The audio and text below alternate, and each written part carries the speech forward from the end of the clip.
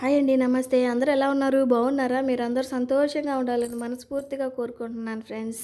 ఇది సండే రోజు అనమాట. మిల్ మేకర్ పులావ్ చేశాను ఫ్రెండ్స్. చాలా అంటే చాలా బాగుంది. తప్పకుండా ట్రై చేసి ఎలా ఉందో నాకు కామెంట్ చేయండి. ఇగోండి ముందుగా స్టవ్ వెలిగించి స్టవ్ మీద కుక్కర్ పెట్టుకున్నాను.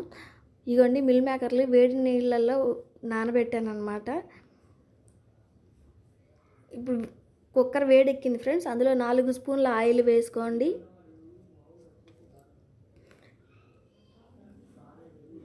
ఆయిల్ వేడెక్కినాక బిర్యానీ ఆకులు, చెక్క, లవంగాయలు, యాలకులు, బిర్యానీ దినుసులు అన్నీ వేసుకోండి ఫ్రెండ్స్. ఒక గుప్పెడు మిల్ మేకర్లు తీసుకొని గోరువెచ్చగా కాగిన నీళ్ళల్లో మిల్ మేకర్లు వేసి 10 నిమిషాలు నాననివ్వండి. అందులో ఉన్న పచ్చి వాసన అంతా పోయిద్ది ఫ్రెండ్స్. అప్పుడు వండుకోవాలన్నమాట.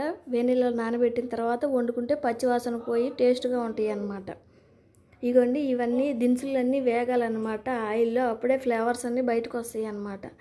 ఇప్పుడు అవి వేగిన తర్వాత ఒక ఉల్లిపాయ, 2 పచ్చిమిర్చి ముక్కలుగా కట్ చేసి వేసుకోండి. ఒక బంగాళదుంప, ఒక టమాటా కూడా ముక్కలు కట్ చేసి వేసుకోండి. ఇవన్నీ నూనెలో ఫ్రై అవ్వాలి ఫ్రెండ్స్. బంగాళదుంప జస్ట్ ఫ్లేవర్ కోసం వేసాను. మీకు ఇష్టమైతే వేసుకోండి. ఆ ప్లేస్లో మీరు క్యారెట్ అయినా వేసుకోవచ్చు. ఇవన్నీ నూనెలో ఫ్రై అయితే బాగుంటాయి. పచ్చివాసన అంతా పోయి ఫ్రై అయ్యి టేస్ట్ వస్తుంది అన్నమాట. ఫ్రెండ్స్, నా వీడియోలు కనుక మీకు నచ్చితే నా ఛానల్ సబ్స్క్రైబ్ చేసుకోండి, లైక్ చేయండి, షేర్ చేయండి, కామెంట్ చేయండి. ఇప్పుడు మిల్ మేకర్లు వేసుకోండి. నీళ్ళన్నీ వడగట్టేసి వేసుకోండి. మిల్ మేకర్లు వేసి ఒకసారి కలుపుకోండి అంతా కలిసేలాగా.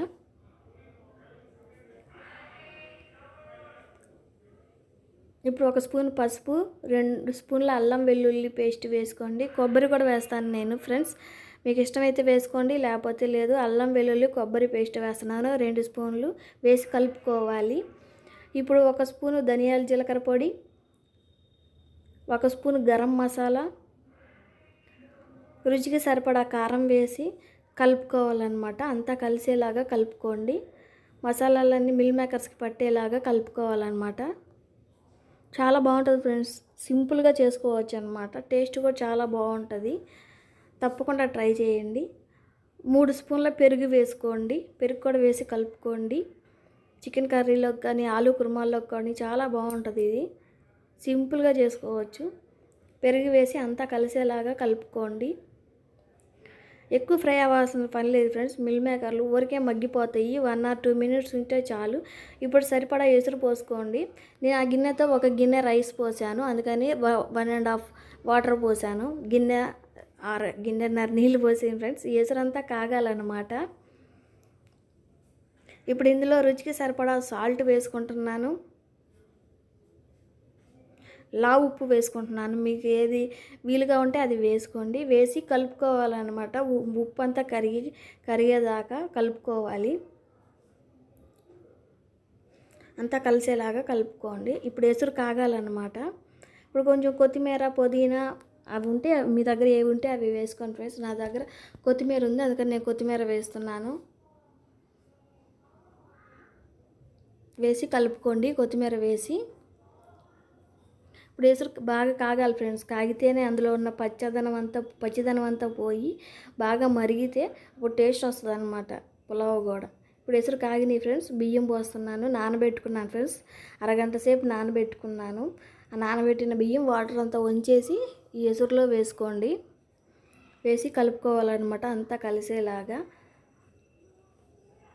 కలుపుకోవాలి. లేకపోతే బియ్యానికి బియ్యము, మసాలాలకు మసాలా విడివిడిగా ఉంటుంది అన్నమాట.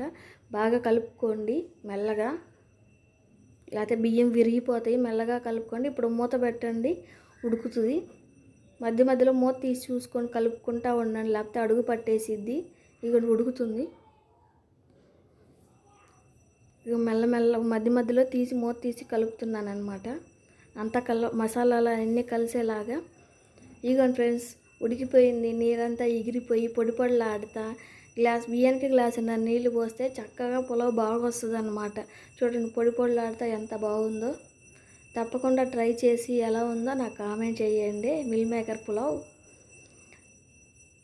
పైన డెకరేషన్కి కొంచెం కొత్తిమీర, పుదీనా, ఆనియన్స్ మీకు ఏవి కావాలంటే అవి వేసుకోండి ఫ్రెండ్స్. నేను కొంచెం కొత్తిమీర వేసుకున్నాను. ఇంతే ఫ్రెండ్స్, మిల్ మేకర్ పులావ్.